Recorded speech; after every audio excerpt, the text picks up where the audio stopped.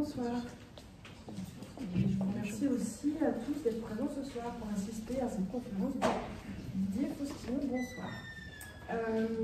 Je vais répéter un peu ce qu'a dit Isabelle très rapidement pour dire que cette conférence est une proposition d'enseignants du DEM0, qui est un domaine d'études de master encadré par une équipe pluridisciplinaire pour ceux qui ne sont pas vivants. Qui est donc encadré par une équipe d'enseignantes et d'enseignants des théories et pratiques de la conception architecturale et urbaine, des sciences et des techniques, de l'histoire de l'architecture, de la ville et des territoires, des arts et des techniques de la représentation. Je les cite tous parce qu'ils sont tous représentés dans ce domaine.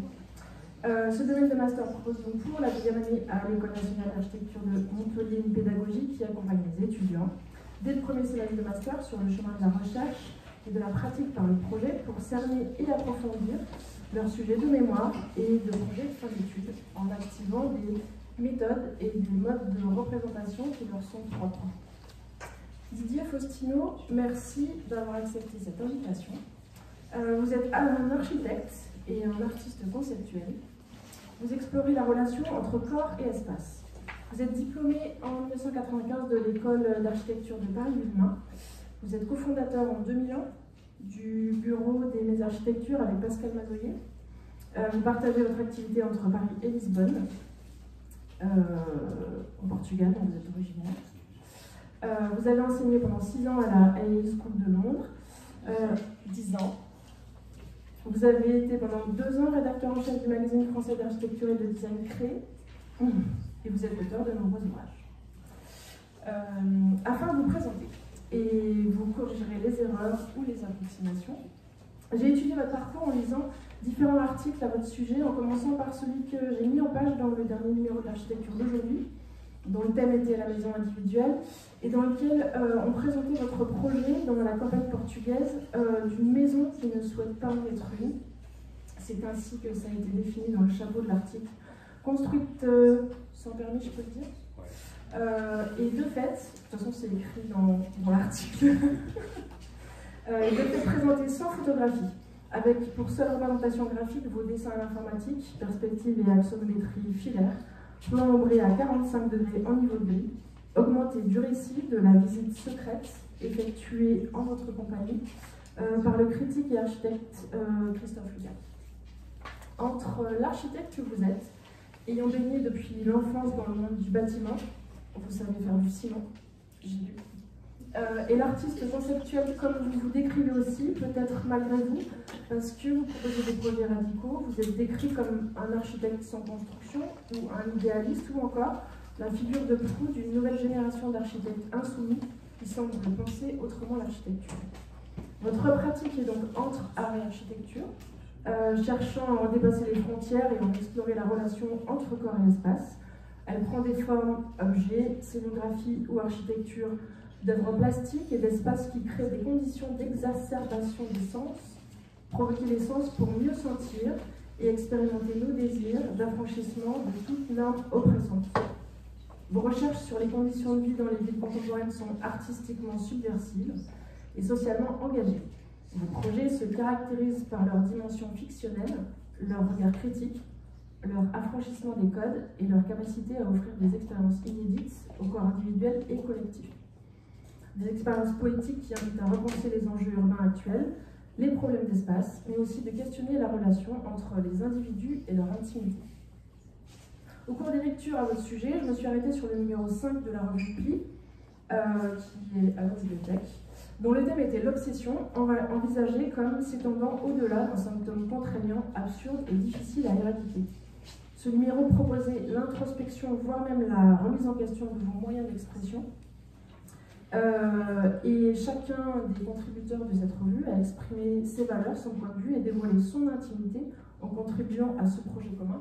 C'est l'intitulé de la revue. Je vous ai donc proposé, du point de vue de l'obsession, d'activer la mienne, celle de la rencontre et de la relation au cours de cette conférence. Les rencontres, les séminaires, les colloques réunissent des personnes pour partager des connaissances. Se réunir signifie mettre côte à côte, faire se toucher, faire la liaison, mettre ensemble pour former un tout. Et donc, je vous propose, avec le document qui vous a été distribué, de simultanément à la conférence de Didier Faustino prendre des notes sur ce document, des notes qui peuvent être écrites ou dessinées, en rapport ou sans rapport avec le propos, pour les mettre ensuite en commun. Ce dispositif est une forme d'écriture automatique, utilisée par les surréalistes comme mode de création littéraire. Ça peut être considéré aussi comme une forme de rêve éveillé, un mode de mobilisation de l'imaginaire, initié par le psychothérapeute Robert Desweil en 1923, où conscient et inconscient se rencontrent sans projet. Tout ça va se passer simultanément, c'est-à-dire que vous allez être extrêmement attentif aux propos de Didier Faustino. Vous allez prendre des notes, peut-être, ou alors peut-être que votre esprit va se promener ailleurs, et c'est aussi ce qui nous intéresse dans le domaine de l'architecture, pour ce que ça crée d'imaginaire. Donc, un de vos dessins d'un projet que vous allez présenter donc à la fin peut-être de cette conférence, c'est ça, a été imprimé en réseau à l'atelier de micro-édition de l'école. Et donc, il va vous servir de support à ces prises de notes, et ces notes, si vous êtes d'accord, seront recueillies à la fin pour qu'ensuite on en fasse un objet éditorial qui sera diffusé et ensuite offert à Didier Faustino. Je vais terminer cette introduction par une réflexion que je propose, issue de cette question de rêve éveillé et d'écriture automatique, en posant la question de sommes-nous dans un rêve éveillé, ou selon la formule du philosophe grec Héraclite, est-ce qu'éveillé nous dormons? Et je vous remercie tous et je vous souhaite une bonne conférence.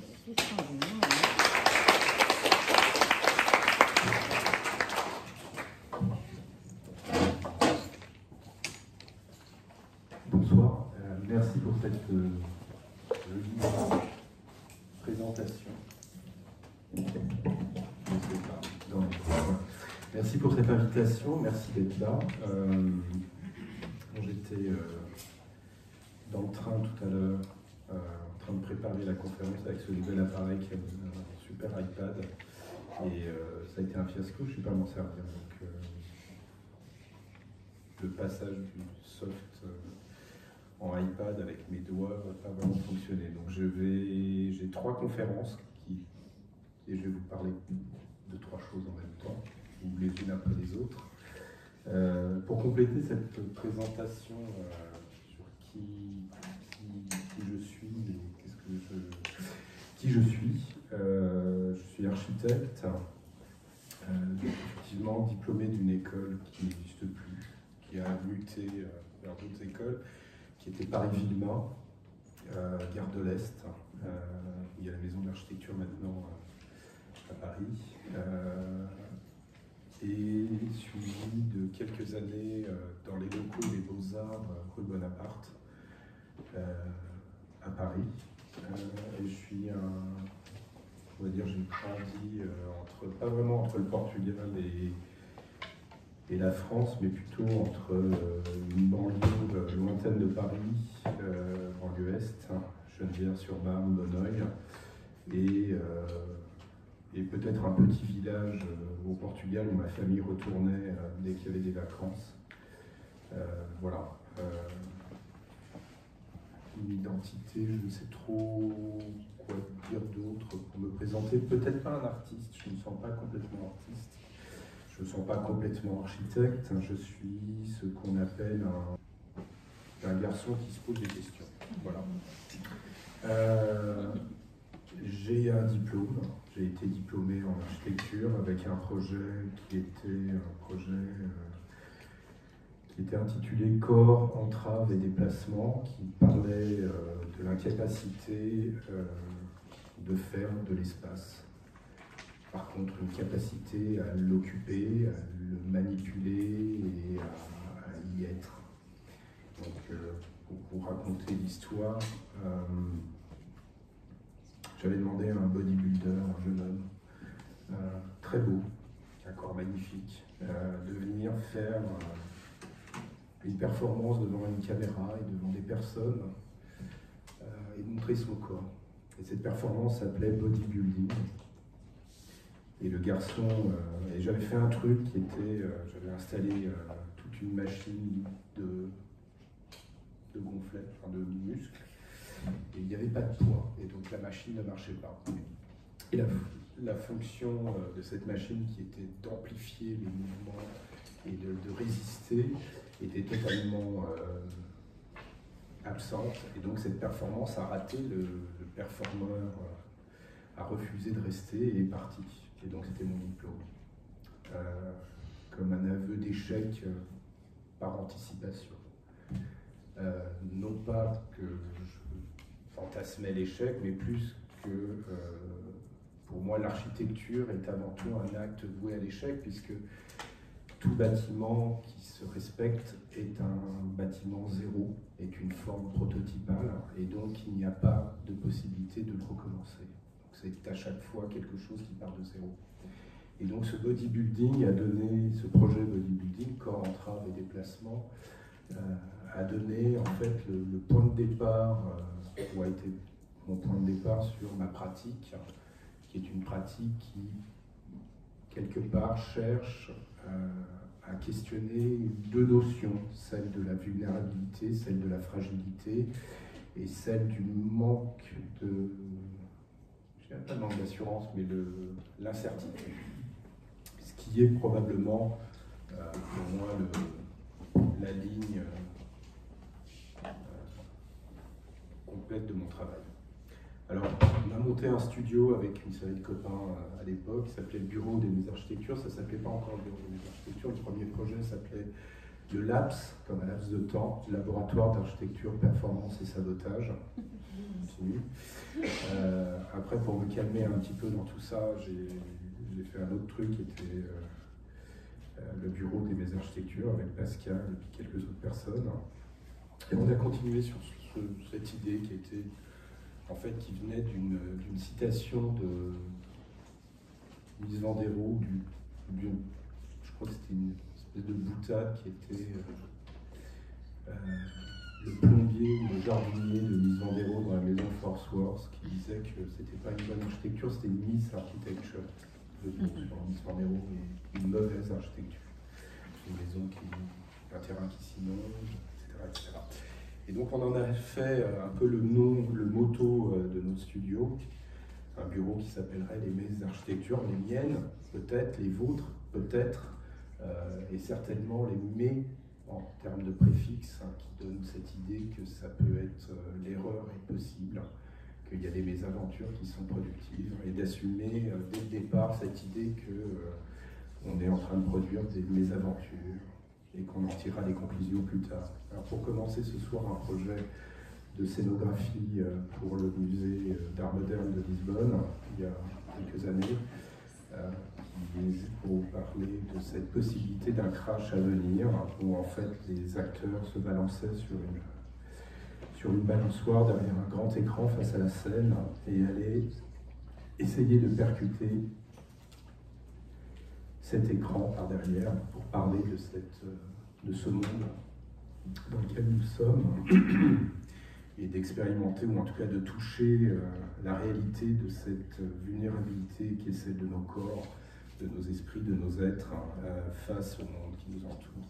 Alors du premier projet, je suis dans une présentation qui est un peu aléatoire, parce que je vous dis que j'ai eu un peu de mal à rebooter tout ça. Des premiers projets, des collages qui interrogent la question du corps, des images, des termes. Alors violence hystérique, c'est pas de moi, ça va me revenir. Une artiste française, j'aime le paradoxe de cette sentence, la violence c'est le lys, peut-être Tanner en gros. Et j'avais écrit un manifeste que j'ai pris en photo, je vais vous en lire un tout petit peu.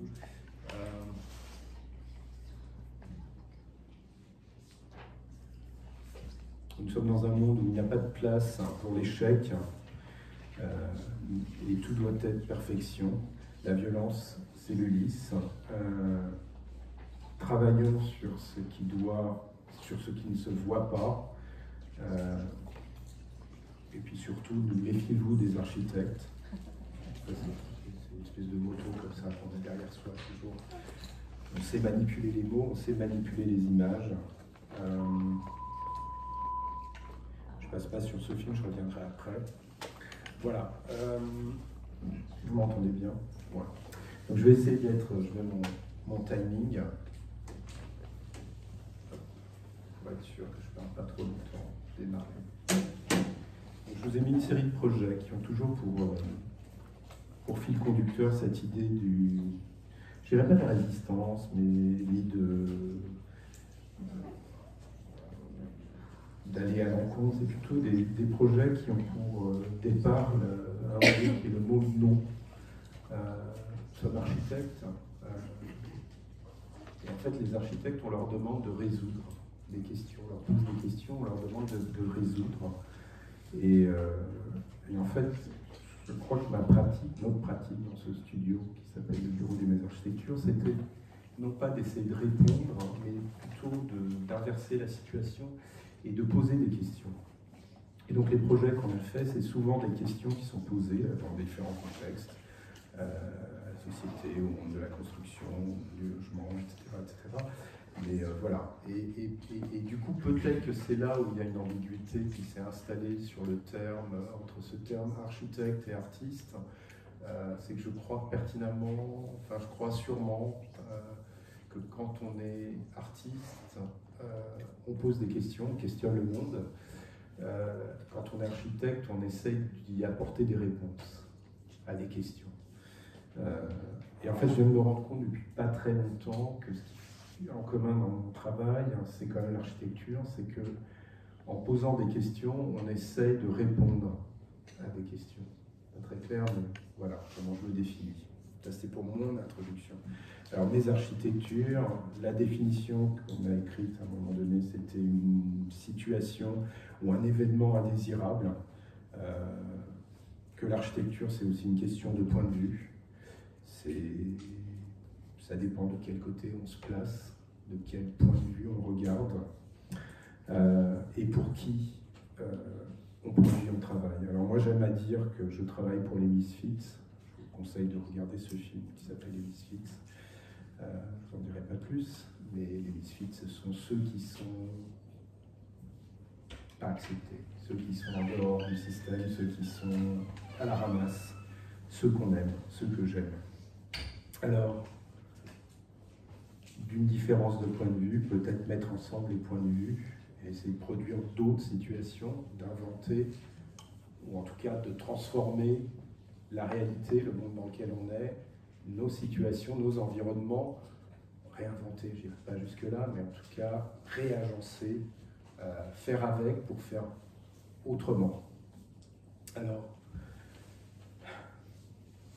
comme on a eu cette pratique, et ça fait un petit moment à chaque fois, on est invité parfois à exposer, à donner notre avis. Voilà, je vous le disais, chercher, assembler, faire autrement, plutôt que de penser qu'il est trop tard pour faire quoi que ce soit, essayons d'inventer des nouveaux outils, de fabriquer des nouveaux outils pour réfléchir à demain et peut-être même réfléchir à maintenant. Parce que ce qui est intéressant et ce qui est important, c'est pas de réfléchir à demain, c'est essayer d'agir maintenant, en ce moment. Alors, premier projet, c'est peut-être pas mon premier projet, mais projet qui a fait un peu parler de lui, c'était une invitation à la Biennale de Venise, il va y en avoir une dans pas très longtemps. On est en 2000, je sors de l'école et on m'invite à faire un projet, à proposer, à montrer mon travail à la Biennale de Venise. Et la question cette année-là, je crois que c'était Futsas, c'était plus d'éthique, la vie, plus d'éthique, moins d'esthétique. Une espèce de ressucé, de réactivation de slogan 68. Tard, et j'arrive à la Biennale de Venise avec une proposition, non pas pour montrer ma maquette, mes maquettes, mes projets, mais je fabrique ma mini-architecture, ma micro-architecture pour me faire transporter dans un avion. Une micro-architecture qui protégerait les corps en danger, les corps des migrants illégaux qu'on pourrait trimballer dans les avions, dans les soutes, pour protéger leur vie. Tout ça a été lié à un moment donné à un contexte assez particulier qui était, on avait retrouvé le corps d'un gamin qui venait du Congo, accroché à un train d'atterrissage qui était arrivé à l'aéroport de Bruxelles, en Liban, et qui avait été reconduit, à la frontière. Bien, à l'époque, c'était les charters de l'immigration. On l'avait ramené dans son pays. Ce gamin qui fuyait ce pays pour aller vers quelque chose d'autre, avoir un futur, pouvoir sortir de sa condition et aller vers une autre situation. Et on l'avait renvoyé. Et il est revenu, il a refait ce passage, il en est mort. On l'a retrouvé mort sur le tarmac de l'aéroport. Et ça a donné le sujet pour produire ce projet pour la Biennale de Venise, cette architecture qui est ce container de transport en position fétale pour protéger une fragilité, pour protéger quelle fragilité, quelle valeur, non pas un migrant illégal ou autre, mais une vie, simplement. Alors, toujours prendre le sens et son contresens, elle, Even, Evenel, et puis produire des projets, savoir être aussi capable des fois de dire non à des clients. Là, c'est un projet pareil qu'on a fait pour une commande, c'était dessiner un hôtel en Amazonie. J'ai refusé de le faire, ça ne m'intéressait pas, non pas que c'était pas bien payé ou prestigieux, c'était plus que l'idée même d'installer et de venir raser un bout de forêt ne me plaisait pas. Je me suis dit, je ne le ferai pas. Du coup, j'ai fait un projet théorique, on va dire, ou un projet pour rien, qui parlait d'une tour entre Crash et puis le monument obélisque. Enfin bref, une tour qui serait pour une communauté en danger, celle de ceux qui pillent le monde, qui viendraient dans cette tour et qui auraient la possibilité de toucher du doigt ou d'expérimenter un bâtiment qui va s'effondrer, pour bien dire que rien n'est acquis. Don't trust architect, experience fragility, don't trust architect.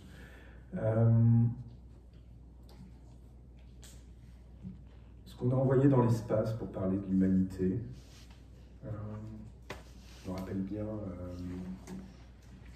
c'est la sonde Voyager, où il y avait un disque en or qui est parti, qui doit être quelque part dans le cosmos, et qui représentait l'humanité au travers de ce dessin, l'homme, la femme, l'humanité. Une chanson de Laurie Anderson qui dit I am in my body, I am in my body the way I am in my body, I am in my body the way most people drive in their cars. Je suis une étrangère dans mon corps. Et des projets un peu sur la peau, l'architecture, l'espace, peut-être réfléchir sur ce qu'on est réellement, la représentation et le fond de ce qu'on est. Réfléchir aussi à d'autres formes de possibles, ne pas hésiter à produire des questionnements, un container pour trimballer, pour éviter le danger d'une traversée à un immigré clandestin. Produire aussi avec sa moquette un costume, un home sweet home, un costume qui serait un autre type d'habitat. Produire des éléments de propagande ou d'anti-propagande, des éléments détournés pour en faire autre chose, pour amener d'autres sens, d'autres appropriations. Ici, des barrières Vauban qui sont transformées pour devenir des barrières ornementales, pour faire des jardins sur l'asphalte, d'autres types de jardins, d'autres types de paysages. Se dire que ce qu'on nous enseigne, c'est pas toujours la vérité, qu'il faut la questionner, que tout enseignement doit être questionné, et que peut-être nos sociétés nous disent des choses qui sont des réécritures de l'histoire, donc re-questionner l'histoire. Là, c'est une citation de la bande Abadère, des terroristes, à un autre moment de l'histoire, où on ne mettait pas tout dans le même sac, où il y avait encore peut-être des idéaux contre la défense de tout ça, mais je dis juste pouvoir questionner, pouvoir en parler, ouvertement et échanger autour de ces idées-là. Peut-être pour produire des fois des pièces, des installations, des micro-architectures. Ici, c'est une micro-architecture qui est une barricade, où on a passé plusieurs semaines à réfléchir sur comment fabriquer une barricade efficace qui pourrait passer d'un objet de défense face à l'oppresseur. Si on fait un proteste, on fabrique un nunchaku géant, et ce nunchaku géant peut devenir un élément d'une barrière qui, une fois assemblé, permet de créer un îlot de protection pour protéger des corps en danger. Retourner les situations, alors voilà, des installations, ça c'est une installation à Los Angeles, c'était une autre période, à un moment donné, il y a une quinzaine d'années, Los Angeles, ou même pas, on avait fait une expo à, ça doit être après, non, elle y est pas, on avait fait une expo à Art Storefront à New York, qui est un centre d'art, architecture, et on avait qui a été dessiné par un architecte et un artiste, dont les façades troublaient la question de l'intime, du privé, du public. C'est une façade qui s'ouvre, qui n'a pas de fenêtre.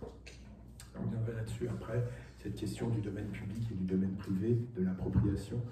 Et ce lieu, Storefront, existe toujours. Je vous conseille de regarder un peu ce que c'est. Il a été dessiné par Vito Acconci, l'artiste, et Stephen Hall, l'architecte. Et donc c'est un centre d'art à New York qui est encore actif. Et j'avais bloqué, j'avais proposé, c'était le moment, on était à ce moment-là sous George Bush, et c'était Guantanamo. Et j'avais proposé à l'expo qu'on fasse un parcours du prisonnier de Guantanamo, que l'expo devienne juste le parcours du détenu à Guantanamo, en utilisant un produit industrialisé, simple et efficace, qui est le chain link, le grillage industriel, pour en faire. Et juste après cette expo, j'ai été invité à l'Axart, un autre centre d'architecture à Los Angeles. Et entre-temps, Barack Obama avait été élu président des États-Unis. Et c'était cette espèce de vent épique d'espoir. Et du coup, là, j'ai fait autre chose. J'ai proposé, avec le même matériau, de faire une vrille pour passer sous la frontière, que d'un seul coup, les barrières et les frontières se tombent, les limites tombent, ou se vrillent, se retournent sur elles-mêmes, et que, voilà, il n'y ait plus de frontières. Un peu naïf, tout ça. Enfin, bon, voilà, c'est des territoires où sont des laboratoires où on peut parler de choses. Tout ça pour dire que, puisque je suis dans une école et je l'ai ramené, on en parlait tout à l'heure, mon premier projet pour des gamins au village, ce village d'où je viens, en Portugal, Saint-Euphémia, où je suis retourné juste après avoir eu mon diplôme. Et ma première rencontre avec ces gamins qui me connaissaient, j'étais un grand du village, et qui me demandaient qu'est-ce que j'étais, c'était quoi mon métier maintenant. C'est la première fois de ma vie que j'ai dit architecte. Ils m'ont pris au mot, donc c'est mes premiers clients. Ils m'ont dit c'est super, si tu es architecte, tu sais construire, tu sais faire des bâtiments. Et on a construit un bâtiment avec les déchets qu'on a trouvés dans le village. Un bâtiment de 2 étages qu'on a construit pendant tout l'été, qui a disparu quelques temps après, sur cette question de faire avec, et puis faire avec fragilité, et peut-être créer des situations pour qu'à un moment donné, on puisse faire communauté. Et c'était là l'intérêt de la chose, c'est que je n'ai pas re-questionné à ce moment-là, j'ai juste dit il faut faire. Et c'est mon premier acte d'architecte pour pouvoir exister. À partir de là, de ce container pour immigrer, peut-être de ces pots, de ces oripeaux transformés en architecture, j'ai eu d'autres commandes et d'autres choses sont arrivées. Là, j'en ai une, je vous les montre un peu rapidement. Ça, c'est Injirum Imus Nocte, c'est le palindrome Guy Debord. de Guy Debord. Nous tournons et dansons dans la nuit et nous finirons brûlés par les flammes, dévorés par les flammes. Et on m'avait demandé de faire un landmark en Bretagne, à Plougonvert, pour le village, qui était en train de se dépeupler pour ramener des populations dans le village. Et plutôt que de dessiner un bâtiment ou des choses, on a dessiné des plateformes en haut de la montagne pour que les gens viennent manger des sangliers et les bretons. C'est un peu simple aussi en architecture, quand on travaille, il faut être direct. Voilà. Le projet n'a pas eu lieu parce que les spationautes, je ne sais pas comment ça s'appelle, trouvaient qu'on amenait trop de lumière sur la montagne. Et en fait, la proposition venait du fait que sur cette colline, le plus haut point de cette région, en altitude, il y avait le gibet. C'était là où il y avait le gibet. Et depuis toute cette tradition des gibets, voilà, on pendait les gens, avait été oubliée. Et France Télécom a installé une tour de télécommunication. Et comme on est dans une société du spectacle, on a proposé ce truc un peu con, qui était de faire ces tables. Puis quand on était dans les champs, on avait aussi ce truc du mystère, de parler avec l'univers, la télécommunication, la société du spectacle. Et on s'est dit, bah, les gens viendront se retrouver. Donc c'est un échec, ça n'a pas marché, on n'a pas fait. Un autre projet qui a été construit, une tour entre la Corée du Nord et la Corée du Sud sur le 58e parallèle, un truc comme ça, qui était juste un poste d'observation, une fondation de médecins qui m'a demandé de... J'avais fait un autre projet comme ça, une petite tour qui faisait la taille d'une place de parking dans un parc, et le président de cette fondation est El Jiu, qui est des médecins qui vont un peu partout dans le monde, avait un petit terrain dans le nord de la Corée du Sud, à côté de la zone démilitarisée, et ils m'ont dit c'est très bien qu'on ait quelque chose pour que les gens se rencontrent. Et donc on a proposé cette tour comme un observatoire avec 2 volumes qui symbolisent rien du tout. Il y a jusqu'à 2 entités, 2 volumes, 2 espaces où on monte pour observer le territoire, la mer de Chine, ou la mer Jaune, je ne sais plus. Et puis de l'autre côté, on regardait, ce qui n'est pas photographié, la zone démilitarisée. Voilà, pour que les gens se rencontrent dans des situations un peu d'équilibre un peu précaire, un volume qui est totalement poreux aux éléments et un autre volume qui protège, et puis établir des conversations là-dessus. Alors des pavillons, des choses comme ça, on en a fait pas mal. Enfin, pas mal. On a eu quelques personnes qui sont venues nous demander comme ça d'apporter des réponses. Alors je disais que c'était plutôt des questionnements. Qu'est-ce que c'est qu'un endroit où on se croise, un endroit où on se pose et on observe, qu'est-ce que ça peut apporter? Une autre situation comme ça, on a un questionnement. Qu'est-ce que c'est un pavillon? Là, c'est la maison André Bloch à Paris, fondateur André Bloch, ingénieur, sculpteur, architecte, fondateur d'architecture d'aujourd'hui, et qui faisait des architectures, des habitacles, des sculptures habitacles. Et les propriétaires actuels m'ont demandé de venir faire un habitacle, ce à quoi j'ai répondu par autre chose, un stage, une espèce d'endroit où on pourrait contempler le jardin et on deviendrait soi-même l'événement, on deviendrait soi-même important. Pas grand-chose à dire. This is not a love song, aussi une réponse à la matérialité des autres éléments environnants qui sont des espèces de sculptures très protégées. Un endroit pour faire des performances, pour exister. Qu'on porte attention à soi-même quand on l'utilise. J'aime bien mettre cette image l'une après l'autre parce que je vous disais que mon diplôme s'appelait Corps, entraves et déplacements. Et la question des déplacements, elle est vraiment fondamentale. On est, nous architectes, on a une mission, enfin, on est censé, sans le dire ouvertement, mais on est censé être un peu la main du pouvoir. On répond souvent à des questions d'organisation, on organise l'espace, donc on impose des choses, on devient ceux qui dessinons des normes, des physicalités, des situations qui nous contraignent, enfin, pas nous-mêmes les architectes, mais qui vont contraindre d'autres, qui vont imposer des trajectoires, qui vont imposer des usages, qui vont organiser. Et j'aime bien dire une chose, c'est qu'on ne le fait pas pour des zombies, on n'est pas là juste pour aiguiller des trajectoires, on est là pour autre chose, on est là pour fabriquer, pour essayer d'esquisser, je parlais de prototypes avant, pour mettre en place des prototypes de bien-être,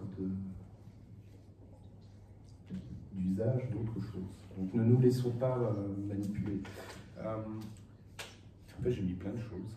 Lost in Translation, c'est un projet au Mexique. Je parlais des zombies juste avant, c'est pour ça qu'il vient après. On m'a demandé de dessiner une bibliothèque publique entre deux rues à Mexico City. On a travaillé beaucoup sur ce projet. Il n'a pas vu le jour pour diverses raisons. Il est resté au niveau des fondations. Le projet a été annulé à ce moment-là. On a bien eu un... Bon, bref. En tout cas, le projet, c'était de créer un bâtiment qui soit un bâtiment entre deux rues, un aile entre deux rues, dans un quartier très particulier, Palenco, à Mexico City. Et en fait, c'était de relier les deux rues et de la fondation Alumnos, qui est la fondation des élèves, qui a été montée par un mec totalement barré, troisième fortune du Mexique, à 24 ans.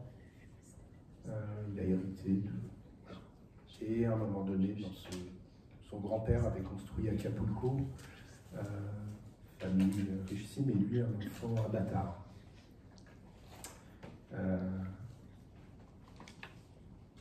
Et quand il s'est retrouvé devant tout ça, il s'est dit qu'est-ce que je vais faire de tout ce pognon, de tout le pouvoir que j'ai. Il s'est dit je vais construire, je vais monter une association, une fondation. C'était pas une fondation au départ, c'est une association de gens qui veulent œuvrer pour l'éducation et l'accès à la culture, que moi j'ai eu et que les autres n'ont pas. On s'est rencontrés à ce moment-là, et le projet a été de dessiner une bibliothèque qui soit une bibliothèque, non pas une bibliothèque du contrôle. Les bibliothèques, il faut passer les entrées, il faut vaincre beaucoup de choses avant de pouvoir entrer dans une bibliothèque. Il faut déjà avoir eu accès à l'enseignement, au savoir, pour pouvoir utiliser une bibliothèque, pour pouvoir y aller. Et du coup, le challenge, c'était de se dire comment on peut faire un bâtiment, une bibliothèque, un lieu où on va rencontrer des livres, le savoir, et qui soit un lieu ouvert, où on peut passer sans s'en rendre compte. Et du coup, on a décidé, on a imaginé, on a acheté 2 terrains, avec Moïse, on a acheté 2 terrains qui traversaient l'îlot urbain et qui faisaient une espèce de shortcut, de rue accélérée entre le bloc, et qui permettait en fait d'aller très vite. Et du coup, on s'est dit, parce que de l'autre côté, il y avait les arrêts de bus sur une des voies périphériques de Mexico. Et voilà, on est parti d'abord sur résoudre un truc comme ça d'accessibilité, et on est venu installer un bâtiment ruche qui est juste un espèce de tunnel entre les 2 rues, où les 2 façades sont exactement les mêmes, et qui a un parc. Voilà. Ce projet n'a pas eu lieu parce que les Panama Papers sont passés par là, et mon client a été un peu manipulé par des personnes qui ont utilisé comment on appelle ça, sa naïveté. Voilà, il s'est refait une santé depuis, tout va bien. Au même moment, on a travaillé sur une extension de ce projet-là, qui était un autre lieu dans Mexico City, il a monté une fondation au même moment, la fondation Alumnos. Il y avait l'association, la fondation, et la fondation avait pour but d'agir sur le Mexique, d'être à la fois un lieu hybride, un lieu d'exposition, un centre d'art, on va dire, et aussi un point logistique pour l'ONG Alumnos. En parallèle, pour intervenir en cas de... Là, en l'occurrence, l'idée est venue après le tremblement, qui est le tremblement de terre au Mexique, à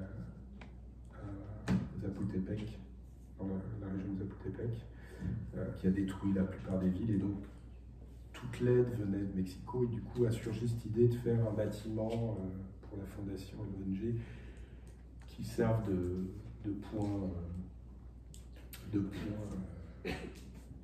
névralgique pour les infrastructures. Enfin bref. Voilà, donc un bâtiment, un musée ou un centre d'art qui devient plateforme et storage ou stockage pour les denrées, pour les redistribuer. Je vous montre plein de trucs. C'est cool de revoir ça. Donc Mexico, le drame de Zapotepec, Juchitán, à Oaxaca, une ville qui est rasée, qui est construite par les autochtones, une ville à moitié, je dirais à 80%, construite sans architecte, sans ingénieur, en autoconstruction, des personnes qui n'ont pas, des populations qui n'ont pas le savoir de la construction, qui avant ça vivent à l'origine dans des constructions souples, pas du tout de béton et autres, et qui se mettent à construire sans avoir les connaissances des bâtiments. Voilà. Et l'État qui a laissé faire, et au moment du tremblement de terre, la ville s'est effondrée. Et donc il faut reconstruire différemment. Et Alemnos et 3 autres ONG à ce moment-là lancent une série de projets aux architectes. Et je me fais attribuer un des projets qui est de construire une maison de quartier qui est pensée comme un lieu de repli en cas de tremblement de terre où la communauté pourrait venir s'installer pendant des heures dangereuses. Et donc on travaille sur 2 idées. Qu'est-ce qu'un habitat? Qu'est-ce que représente le chez-soi pour la population du Juchitán? Donc c'est les Zapotèques, les Indiens. Et en fait, dans la tradition zapotèque, il y a cette idée du hamac, qui n'est pas un hamac pour faire la sieste, qui est l'habitat. Et le hamac est un hamac qui se transporte et qu'on installe dans les forêts, et qui peut faire 4 à 5 mètres de long, et dans lequel on peut vivre, en tout cas la nuit, à 3 ou 4 personnes. Donc c'est des structures assez importantes. Et on réfléchit là-dessus et on part de ce principe, puisque en fait la question qui était posée, c'était qu'est-ce que tu emporterais, qu'est-ce que la famille emporte si jamais il y a une situation, la maison est en danger, etc. C'est pas les canapés, c'est pas le four, c'est pas le frigo, je sais pas, c'est le hamac, parce que ça c'est le home, c'est l'objet qui représente le home. Et on se dit, on va travailler sur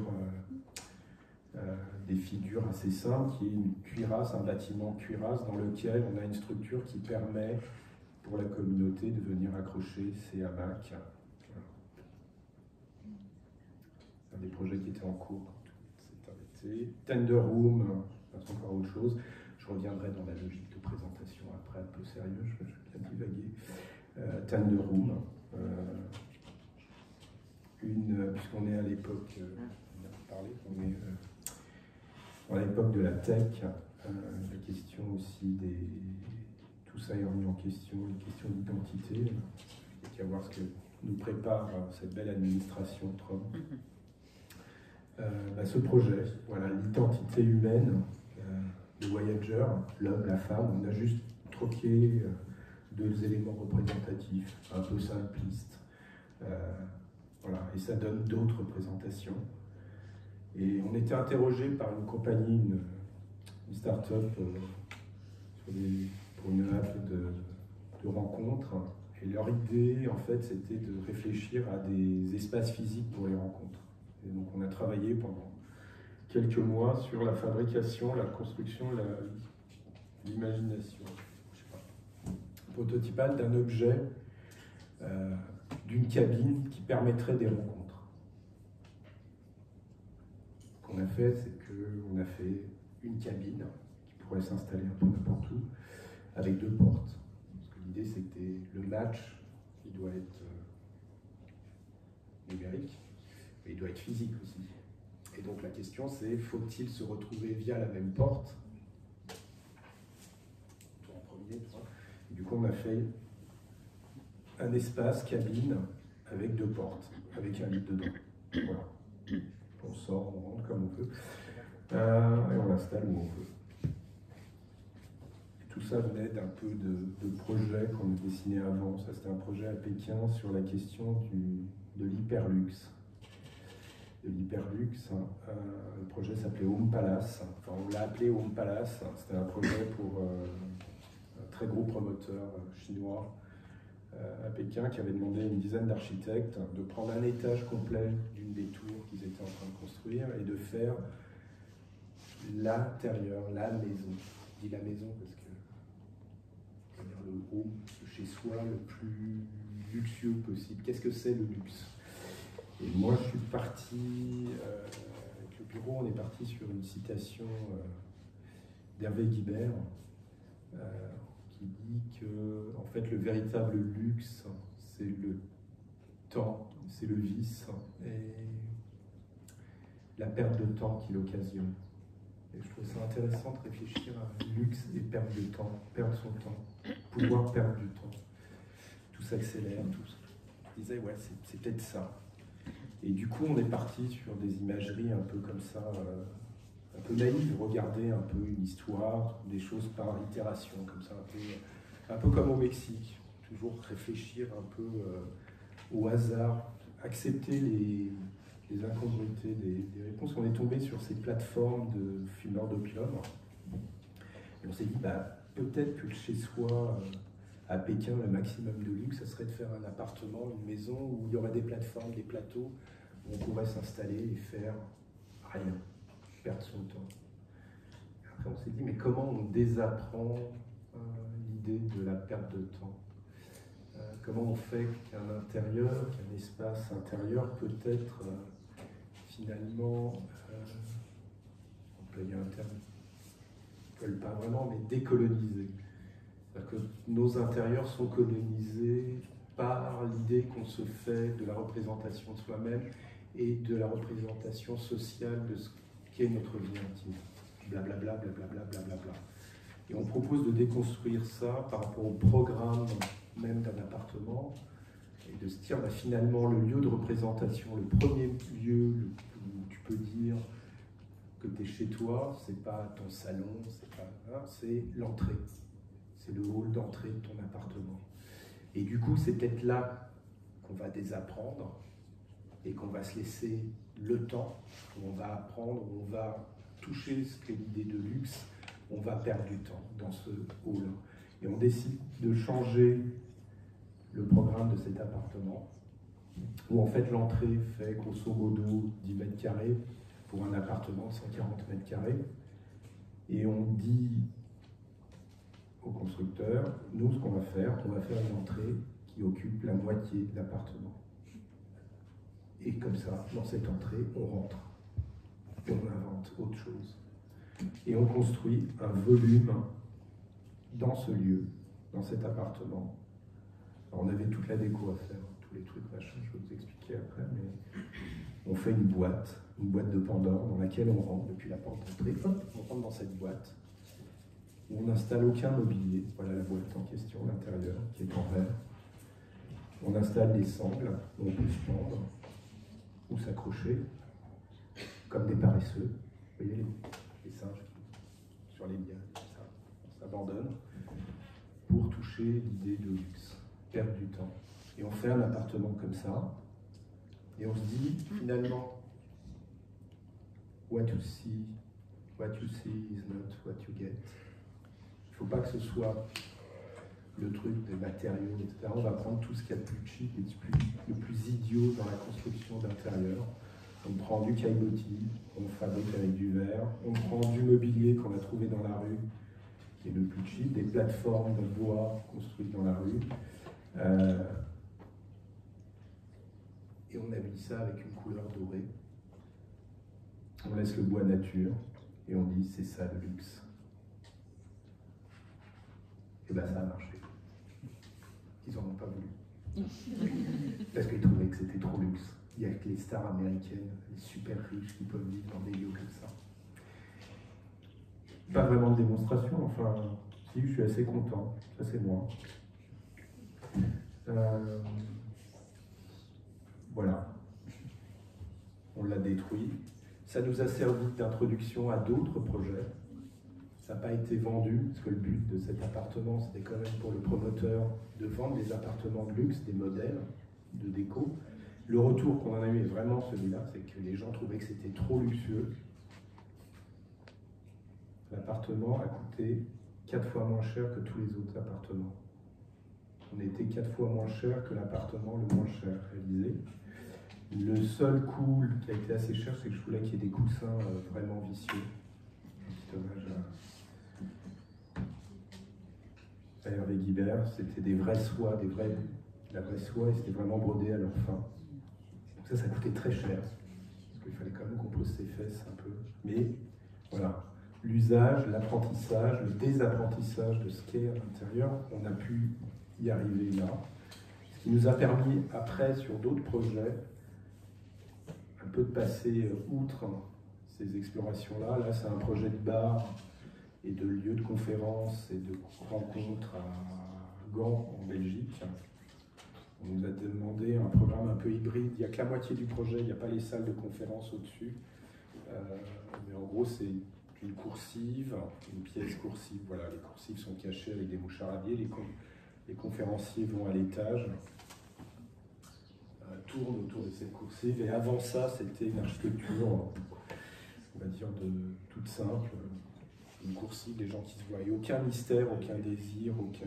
Et en fait, Pékin, Home Palace, nous a permis de dessiner le projet par la suite parce que la question du désir était là. Et dans le programme du client, de ce que nous demandait M. Litz et sa fondation, je ne vais pas raconter toute l'histoire, M. Litz, c'est un monsieur qui a inventé le CD-ROM et les traitements des données. En fait, comment, le numérique, on pouvait inscrire ça sur un matériau solide.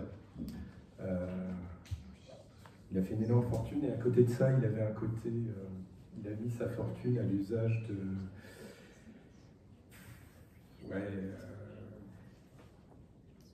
de ceux qui en avaient besoin. Il a acheté des morceaux de ville à Gand qui dataient du début du XXe, qui étaient des cités ouvrières. Et il a réactivé ces cités ouvrières en se faisant aider avec des architectes pour réenvisager la question de l'espace locatif. Et donc, qu'est-ce que c'est que le logement et qu'est-ce qui fait qu'on peut accéder au logement? Et une des questions fondamentales du logement, dans l'accessibilité, c'est l'économie. Si vous devez louer un immeuble ou un appartement chez soi, et quand on vous demande une caution qui correspond à la possibilité d'y être X temps, il faut repenser les choses pour qu'on puisse, je ne vais pas rentrer là-dedans. Voilà, et à côté de ça, donc il achète 140 logements, il fait 140 logements, c'est le pot du XYZ, donc c'est le Zebrastrat. Et il me demande après moult aventures, on a bossé ensemble sur plein d'autres projets, mais sur ce projet-là, c'était de dessiner un lieu qui soit un lieu intemporel et un lieu de rencontre pour les locataires, les utilisateurs du Zebrastrat, un lieu de rencontre et qui ne soit pas une cafette ou un bar à la con, que ce soit un lieu qui parle d'autre chose, qui ramène d'autre chose, qu'il se passe des événements, conférences, projections de films, soirées dansantes, expositions. Et il me donne une carte blanche. Au départ, je lui dis non, je ne vais pas y arriver. Il me dit, je te donne une carte blanche, tu fais ce que tu veux. Ce que je veux, c'est que ça soit hors du temps. La seule chose que je te demande, c'est que ce soit un lieu hors du temps. Et je t'impose rien. Et on a décidé de travailler sur, je sais pas, la question de la peau, du corps. Alors c'est un peu compliqué d'amener ça comme ça, de vous raconter un peu le truc, mais je ne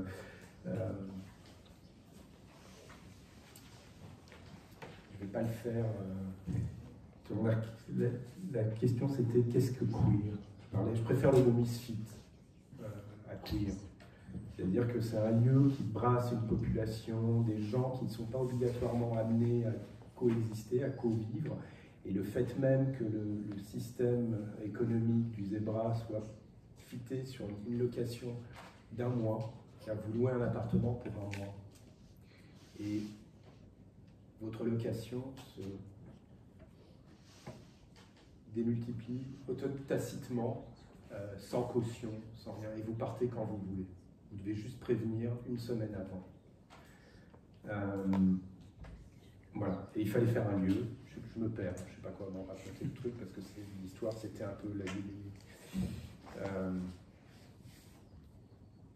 un client qui avait 85 ans, qui est décédé depuis, un monsieur dingue, qui voulait parler du temps et de la peau et du désir et du corps qui vieillit et d'un endroit qui soit un vaisseau spatial. Voilà, peut-être que c'est ça. Alors ce qui est très drôle, c'est qu'il y avait une autre ligne là-dessus qui était une ligne économique, c'est qu'il voulait faire du cash avec ce lieu pour pouvoir financer les nettoyages et ce qu'on appelle les charges de son bâtiment, des logements, et que ce soit un lieu qui soit potentiellement louable et que voilà, ça marchait. Je passe à autre chose. Hop, qu'est-ce qu'il y a d'autre? Grotesque. Alors sur les questions de l'architecture, on est amené pour garder entre guillemets notre indépendance de studio, le fait de pouvoir dire non. Il y a des sujets qui nous intéressent, il y a des échelles qui nous font peur. J'avoue que les gros trucs me font peur. Je n'ai pas envie de bosser là-dessus. On est amené à trouver des stratagèmes pour travailler, pour fabriquer, pour vivre. Et donc on empiète sur d'autres disciplines, qui est celle par exemple du dessin, de l'architecture des expos. Et on en a fait beaucoup. C'est une forme de faire une architecture qui est une architecture plus légère, en tout cas qui a moins d'impact, dans le sens où on n'a pas fait pour durer, c'est une architecture éphémère souvent. Et on m'a demandé, là, un des derniers projets qu'on a fait en scénographie, c'était l'expo de Paola Rego, qui est morte qui est décédée quand on allait inaugurer. Je l'ai rencontrée, qui me demandait, alors elle a une œuvre, c'est une immense artiste qui a travaillé sur le pouvoir des femmes sous la dictature au Portugal, qui a fait, grande dame, qui a contesté le pouvoir patriarcal portugais, catholique, maçon, opus déiesque, et j'en passe, et qui s'est battu, qui a fui le Portugal sous la dictature, et qui s'est battu pour rétablir démocratie au Portugal, enfin plein d'autres choses, et qui a cette œuvre incroyable. Là, c'est les hommes déprimés, les femmes et le pouvoir. Ça, c'est l'ange de la victoire, c'est la femme qui tient l'éponge et le glaive. Voilà, immense artiste. Et quand je l'ai rencontré, la Kunsthaus de Hanovre m'a demandé de faire l'expo. J'ai demandé à la rencontrer pour savoir un peu ce qui c'était sa première rétrospective en Allemagne et qu'est-ce qu'il en était. Et elle me parlait de sa première rétrospective, grande rétrospective à la Tate moderne, où elle trouvait que finalement tout ça, ce monde était bien grotesque et bien classique. Son œuvre, qui n'était pas une œuvre, on va dire, du consensus, à partir du moment où elle rentrait dans une grande institution, il fallait la traiter avec des peintures, des murs très, etc., tout clean, etc. Et elle me dit, il faut que moi j'aimerais une expo qui traite du mot grotesque, du monde qui est grotesque, et comment on peut parler de tout ça et faire écho à mon travail sur cette absurdité. Et voilà ce qu'on a proposé. On a proposé de travailler sur des matériaux qui ne sont pas des matériaux pérennes et faits pour l'architecture, c'est du film d'emballage des bateaux, vous voyez, et on a fait des cimaises, on a travaillé sur la question de la monstruosité, les cimaises qui deviennent monstrueuses, qui sont des peaux tendues, déchirées, abîmées, la vieillesse aussi, le corps qui se désagrège, et que la scéno, que l'architecture de cette expo soit elle-même un corps désirable ou repoussant, gonflé, dégonflé.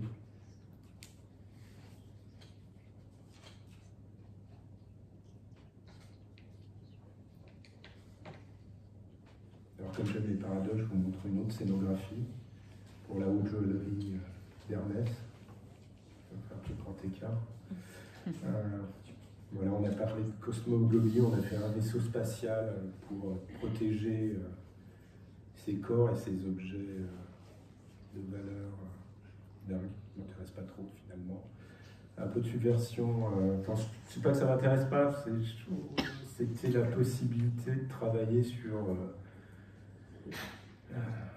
un décalage d'image, travailler sur autre chose. Qu'est-ce qui fait que ces objets sont précieux et qu'est-ce que c'est que de travailler pour un budget quasi limité? Je ne sais pas, c'est pas le sujet ce soir.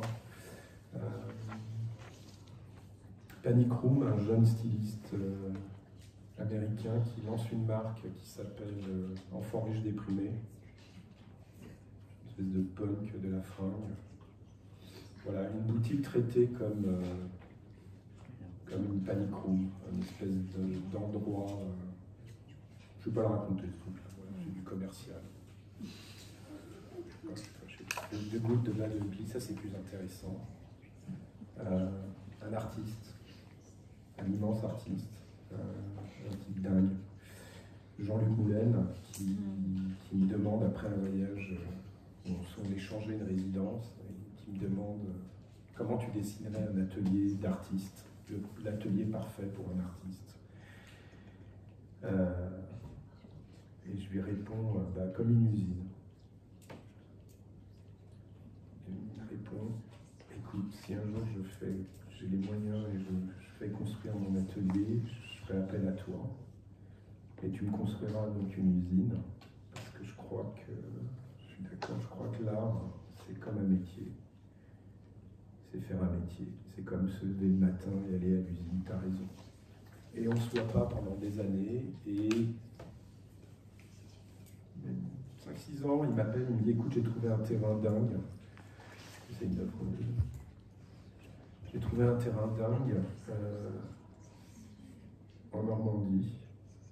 Et je le trouve très beau, il y a une ferme. Par contre, je ne sais pas si on peut vraiment construire quoi que ce soit dessus, et je voudrais vraiment faire un atelier neuf à partir d'un dessin. Il montre ce dessin, il dit, voilà, c'est comme le coup du nénuphar. J'aimerais un projet, un atelier qui soit un atelier qui se démultiplie, qui se reconstruit, qui se gonfle, un peu comme les nénuphars sur une mare, comme ça, qui vient envahir et qui pourrait redisparaître. Et moi je lui dis, écoute, ouais, on va réfléchir à ça. On va peut-être travailler sur la question de l'usine, puisque tu vas au travail, toi tu bosses le matin, tu vas travailler, tu n'es pas artiste, tu es un ouvrier. Tous les matins, tu mets ton bleu de travail et tu vas à l'usine. Donc on va essayer de dessiner une usine. Et comme je l'avais observé pendant très longtemps, je connais, ouais, ça fait 20 ans qu'on se connaît, je me voyais bosser dans son atelier à Paris qui fait 30 mètres carrés. Atelier logement de la ville de Paris qui est très formaté. Je me suis rendu compte que ce mec, dans sa question du travail, il reproduisait quasiment les mêmes gestes tous les jours, d'où cette idée de l'ouvrier, de la chaîne de montage aussi. Et en fait, ce qu'il faisait, c'est comme son espace ne faisait que 30 mètres carrés, il changeait l'affectation de son espace. Donc son espace, certains matins, était lié à la sculpture, il fabriquait. Donc là, il poussait ses éléments, les tables, il installait ses outils et la pièce à travailler. D'autres moments, c'était l'espace de dessin. Donc là, il remontait la table, etc. Toujours le même espace. Et je me suis dit, finalement, être artiste, un atelier d'artiste, c'est toujours le même espace avec une fonction différente. Et on a dessiné un bâtiment sur cette idée-là, où ça n'est qu'une répétition. Cette répétition du même module va se différencier par l'usage qu'on en fait et l'activité qui s'y établit. voilà les évolutions. On est en Normandie avec une commune un peu compliquée. Il a fallu faire évoluer le projet jusqu'à arriver à ça. Le confinement est arrivé, le Covid est arrivé. On s'est dit il faut qu'on trouve le moyen de faire tout ça très vite, très très vite. Donc on est parti sur des éléments préfabriqués, qui passent tout ça. Et on a construit ce bâtiment qui n'est que la répétition de l'atelier parisien de 35 mètres carrés de Jean-Luc, qui est assemblé en plusieurs et qui est sculpté de l'intérieur pour donner et faire exister des espaces très différents. Alors c'est toujours le même module constructif, avec une contrainte qui était un budget de construction d'immeubles, d'entrepôts, un budget pour construire un entrepôt, vu qu'on savait qu'on voulait à peu près 350 mètres carrés. Voilà. Donc on a fait tous les rebuts, on a fait des meubles, tout reconstruit. Voilà le lieu. Bon, hop.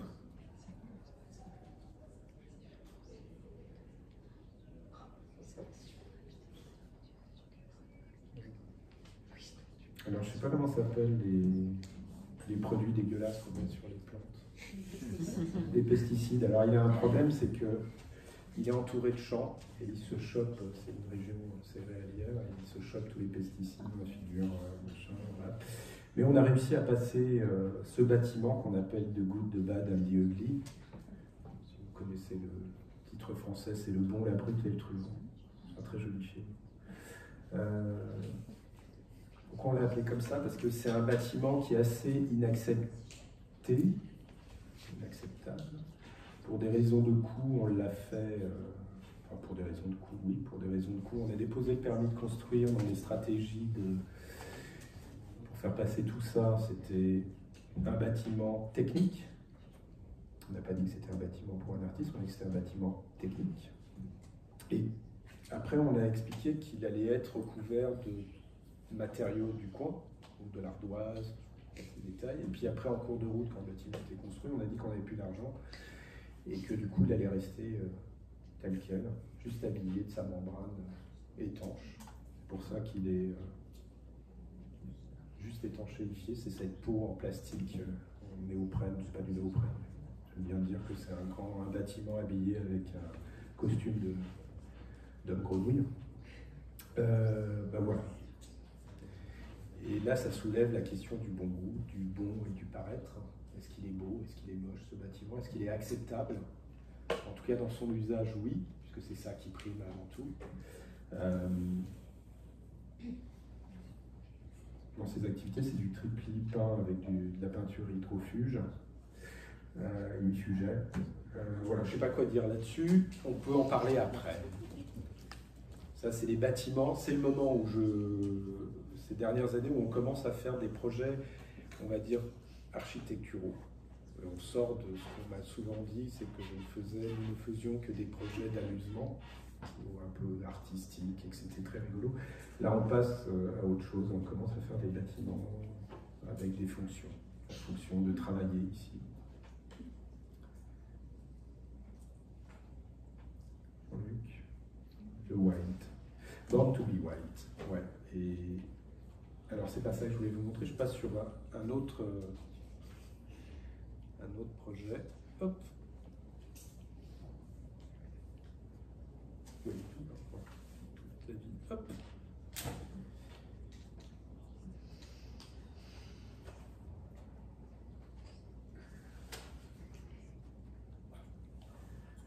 Born to be wild. Questionner, on était sur la Chine tout à l'heure, sur ce projet d'appartement luxueux, re-questionner un peu les usages et autres, et puis essayer de trouver des solutions pour questionner les normes, les choses qu'on nous impose, les remettre en question. Pourquoi devons-nous faire toujours la même chose telle qu'elle nous est imposée, trouver d'autres situations? Là, en l'occurrence, un autre client, j'ai beaucoup de clients très âgés, j'en ai souvent eu. Ils peuvent trouver chez moi un truc qui les rassure. Un monsieur qui achète une propriété au Portugal, voilà la propriété en question quand je suis passé, et qui décide de se lancer dans l'agriculture. Le pinard, il plante une vigne sur un site où il y avait une vigne dans les années 30, 40 jusqu'aux années 60 et qui a été abandonnée pendant très longtemps. Il est du coin, il rachète toutes ses terres et voilà, il m'appelle et il me dit voilà, l'archi que vous êtes, je sais que pour faire les choses dans le coin c'est très compliqué parce qu'il faut des autorisations, etc., etc. Mais je voudrais quand même avoir une maison. J'habite pas ici, j'habite à 30 km et j'aimerais avoir un espace de vie quand je viens sur mes terres. Ah, petite référence, je peux pas vous montrer ça. Hop. A place to rewrite. Et en fait, pour parler simplement et très cool, il me dit juste voilà, ça me fait chier, j'ai envie d'avoir une maison, je sais que c'est pas constructible. J'ai pas de temps à perdre. On m'a dit que vous étiez un peu fou comme architecte. Est-ce que vous accepteriez de me faire une maison sans qu'on ait des permis? Et très vite. Et je lui dis ouais, ok, why not? Expliquez-moi tout ça. Il m'emmène sur le site, il me dit voilà, il y a ce lac ici, au centre des collines. J'ai acheté tout ça ici, la ferme, et à partir d'ici, je suis en zone rurale et je sais qu'on ne peut pas construire en zone rurale. C'est les zones agricoles. Ça me fait chier, c'est magnifique. J'aimerais y avoir un petit refuge, un petit endroit où je peux dormir en hiver, passer la nuit et revenir, pas rentrer sur mon village parce que toute la ruine qui est là de l'ancienne ferme, ça va mettre trop longtemps à avoir les autorisations pour le faire. Et je dis ok, alors, par contre, il faut qu'on réfléchisse à quoi faire et comment le faire, parce que c'est bien de se dire on fait un truc caché, il faut le faire, il faut du timing, il faut une raison pour faire ça. Et on arrive à ce schéma en discutant ensemble, c'est que basiquement, c'est pas tant une maison qu'il cherche, qu'il voulait, c'est plutôt un endroit pour faire la sieste. Il soit protégé, un endroit qui le protège. S'il doit dormir là, il pourrait mettre une tente, un truc, mais il a peur d'être agressé. Parce que la nuit, dans la campagne, on ne sait jamais.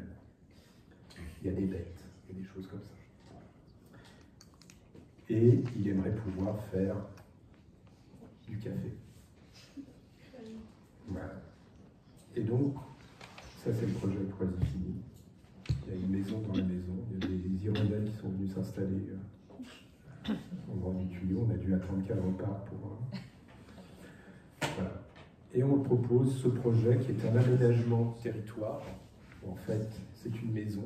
On propose une maison. Il y a toutes les fonctions d'une maison, mais qui sont identifiées. On aménage le territoire, on fait une plateforme qui est juste une série de murs sur lesquels on nettoie, on met du gravier, donc on laisse la flotte passer à travers. Et on installe deux systèmes sur cette plateforme, sur ce mur rempli de gravier. On installe ce qui est légal d'un point de vue agriculture, dans la loi qui s'applique à cette région au Portugal, la possibilité de construire un habitacle de moins de 13 mètres carrés en dur. Et ça, on n'a pas besoin d'autorisation. Et on fait un aménagement sur les trois thèmes qui ont défini l'idée de maison, qui est rest, le repos, l'échange et le soin. Le soin s'entend faire à manger, ce qui soigne, ce qui entretient, aller aux toilettes, se laver. Et on décide que le care, on peut le faire en plein air, quel que soit le moment. Le share, on peut le faire en plein air. Par contre, le reste, on a besoin d'une enveloppe. Et on dessine un projet qui, sur cette plateforme, sur ce mur qui sert de support, sur cet aménagement du territoire, on installe le foyer, ce qu'on appelle la chambre foyer, qui est cette espèce de gag de tours avec des flammes, soyons symboliquement très clairs. C'est un home, c'est un foyer où on va mettre la cheminée qui peut réchauffer, 13 mètres carrés. On fait un plateau en bois pour pouvoir manger, se poser, échanger.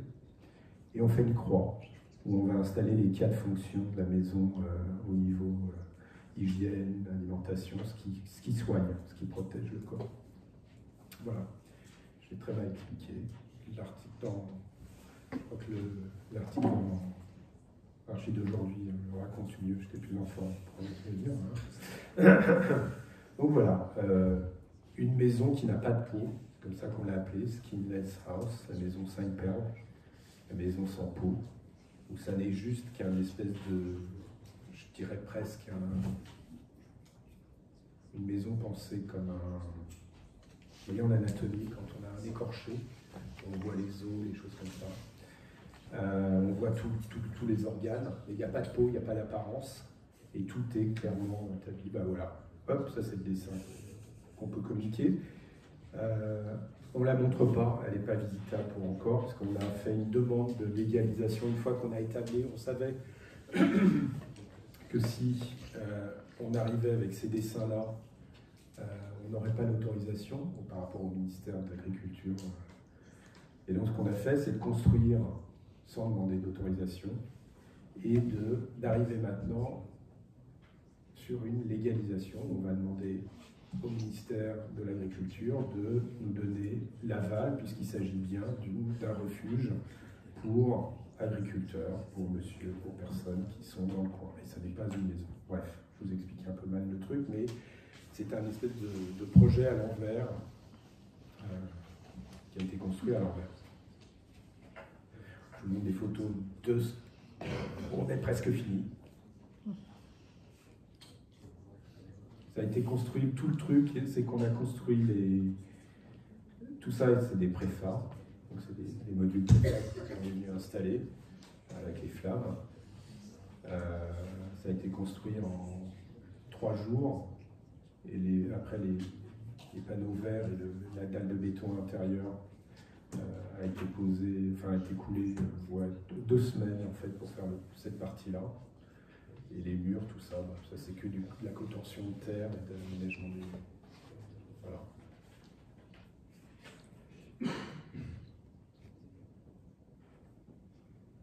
Je peux en voir un peu les toilettes. Là c'est la partie toilette. Très jolie vue. Donc voilà. De l'autre côté il y a la douche.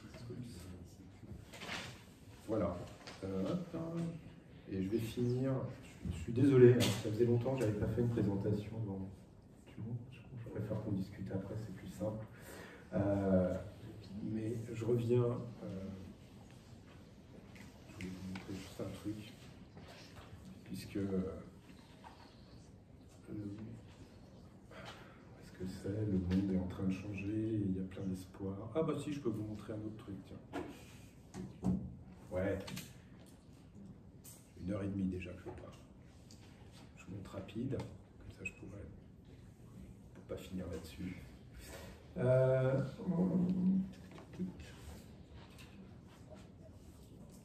m'a demandé de dessiner, construire un immeuble de logement pour... voilà, je vous le montre, sur un rond-point assez exposé. Du coup, on est parti de l'idée de faire un bâtiment qui puisse se fermer, être totalement défensif et s'ouvrir complètement, comme si c'était une scène de théâtre. 7 logements avec une partie réhabilitation d'un vieux bâtiment à côté, en articulation de la vieille ville et de la nouvelle ville, à Leiria, au Portugal.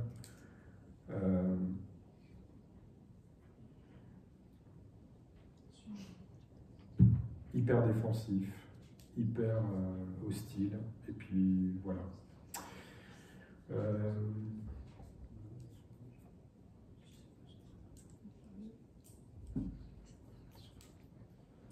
Ça c'est la partie qu'on a rénovée, bâtiment ancien. Voilà, on a fait nos gammes, un peu notre premier bâtiment. Je me sens vachement architecte quand je fais ça. Je ne sais pas quoi raconter, je suis désolé. C'est à quel endroit? C'est à Leiria, c'est une ville à 1h30 de Lisbonne vers le nord. C'est à mi-chemin de Porto, entre Porto et Lisbonne. C'est une ville pas très jolie, un peu abandonnée, une ville industrielle.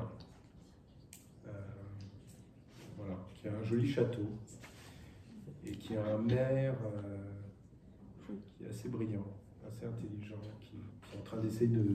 Voilà, qui a donné le permis. Il est venu me voir, c'était assez drôle parce que il a vu pas, son directeur à l'Urba a vu arriver le projet. Et il l'a appelé, ils ont fait ils m'ont appelé, ils m'ont dit c'est couillu ce que vous faites. Voilà, je sais pas ce que ça voulait dire, mais en tout cas ils nous ont donné le permis pour un truc qui n'était pas de prime abord. Voilà, je sais pas ce que je dis. Je reviens en arrière et je vais conclure. On va pouvoir discuter.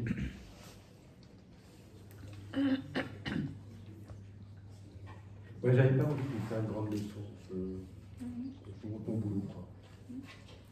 Et pour finir sur cette présentation de mon boulot, j'ai été amené à aller plusieurs fois à Beyrouth. J'ai beaucoup d'amis là-bas, artistes, architectes. Et on était sur un projet. Un peu qui a toujours pas vu le jour, mais qui s'appelle Sounds of Architecture, qui est un projet d'archives de la parole, où en fait on enregistre la parole d'architectes, pas obligatoirement d'architectes, mais de gens qui parlent de l'espace. Et on a eu ce projet avec Marie-Hélène sur une idée assez simple, qui était on n'écoute pas assez, on n'écoute plus. Et on s'est dit, c'est peut-être aussi une histoire il y a un problème, peut-être une histoire de support. Et de fil en aiguille, on est arrivé à cette idée de faire des disques et des galettes, des vinyles, avec des paroles d'architectes, de gens qui parlent d'espace, pour faire produire quelque chose qui soit de l'ordre du livre, ce qu'est un disque, c'est-à-dire quelque chose qu'on peut toucher, quelque chose d'analogique, un peu, voilà, qu'on peut stocker. Pas grand-chose, on veut faire 100 disques à chaque fois. Donc on était en train de faire ce projet-là, et puis a surgi l'idée aussi d'aller questionner des villes. On aimait bien Beyrouth parce que c'est une ville de l'urgence, c'est une ville qui, depuis 30 ans, vit dans une instabilité totale, qui est une ville qui se régénère, qui se détruit. Enfin, c'est une espèce de condensé de l'histoire du XXe siècle, là, de l'humanité urbaine, la ville qui s'abîme, les guérillas urbaines, et donc on est parti à Beyrouth, et je me promenais dans Beyrouth un jour, et je tombe sur un bâtiment que je trouve dingue. Et je prends mon téléphone, et j'appelle quelqu'un, qui est un architecte, qui est un copain, Bernard Coury, et je lui dis, il y a un bâtiment, là, je suis dans un bâtiment dingue. Je trouve ce bâtiment extraordinaire. Est-ce que tu vois ce que c'est? Tu connais l'architecte, etc. Et je lui décris l'endroit où je suis, et il me répond, mais Didier, c'est le bâtiment de papa. Et en fait, c'est le bâtiment que son père a construit. Son père était un designer industriel, et il avait une entreprise qui s'appelait, je ne me rappelle plus le nom, Artforum ou Interdesign. Et il construit le bâtiment qui est le siège social de cette société qui fait du design dans les années 70, en industrie, avant la guerre. Et il commence la construction de ce bâtiment, parce qu'il est lui-même architecte. Et arrive la guerre, et le bâtiment est arrêté, au niveau des fondations. Et puis voilà. Et puis 20 ans après, la guerre s'arrête, les pays se pacifient, la ville retrouve un peu... Et il recommence son bâtiment. Et il finit son bâtiment dans les années 90. Et le jour de l'inauguration, les banques tombent sur sa gueule, on lui tombe dessus, il fait faillite, et on confisque le bâtiment. Et le bâtiment est muré depuis ce jour-là. Maintenant, il a été ouvert. Et je travaille sur un projet en parallèle qui s'appelle Exploring Dead Buildings, j'ai cette idée des bâtiments morts, des bâtiments qui racontent une autre histoire, des bâtiments qui ont été avortés, qui sont morts nés, des bâtiments qui ont une autre vie, une autre histoire. Et donc j'ai fait plusieurs films, performances, des petites fictions un peu comme ça, qui me permettent de fabriquer aussi des questionnements, de construire des questionnements par rapport à l'architecture. Et j'en ai fait un à Cuba, dans le bâtiment de l'école des ballets, si vous allez chercher un peu, qui est un bâtiment dessiné par Garati, qui est un bâtiment qui n'a jamais été fini. Il y a un autre bâtiment sur lequel j'ai travaillé, qui est un bâtiment en Tbilissi, en Géorgie, qui est le ministère des Autoroutes, qui a été dessiné par Chava, l'architecte, sur un modèle de la ville flottante et sur Constant, enfin, c'était inspiré de Constant. Et pareil, c'est un bâtiment qui n'a jamais vu le jour, enfin, qui a été construit et qui n'a jamais été utilisé, et qui aujourd'hui a été transformé après 50 ans sans usage, qui est devenu une banque. Et là, le bâtiment de Bernard, de Haed Khoury, était dans cette situation-là. Et je propose de faire une exploration de ce bâtiment-là dans le cadre de ce projet Exploring Dead Building, exploration des bâtiments morts. Et je fabrique l'élément qui va filmer, qui va servir d'interface pour ça, qui est un habitacle, qui est une cage à double entrée, sur un titre qui est A Canary in a Coal Mine, qui est cette expression anglaise qui veut dire quelque chose va se passer. J'ai un pressentiment. Et Canary in a Coal Mine, je mets le canari dans la cage. Oups, il est où le film ?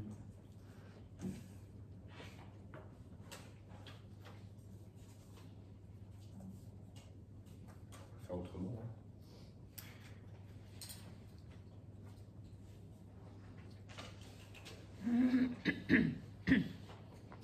Voilà, c'est ma métaphore pour finir mon activité.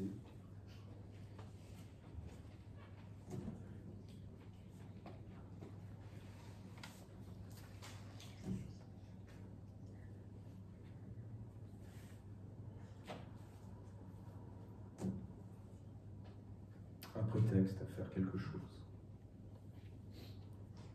Cette idée de coexister. Et Canary in a Coal Mine, ça vient aussi de l'exploration. Donc c'est un canari dans une mine de charbon. Puisque au début de l'ère industrielle dans les mines, pour éviter la raréfaction de l'oxygène dans les mines, on emmenait des petits oiseaux dans les cages pour, quand ils tombaient dans les pommes, on comprenait que l'air était saturé de carbone, il fallait partir vite. Donc on a fait cette petite exploration avec un oiseau et cette cage, cet habitacle, où coexiste pour savoir celui qui est enfermé ou qui ne l'est pas. Je devrais trouver une conclusion, mais j'en ai pas, donc je vais être très ennuyeux. Merci, voilà, je vous laisse finir. C'est pas grand chose, c'est juste parce que c'est très beau aussi de faire de l'architecture, de dessiner des choses et de les regarder et de les observer. Merci.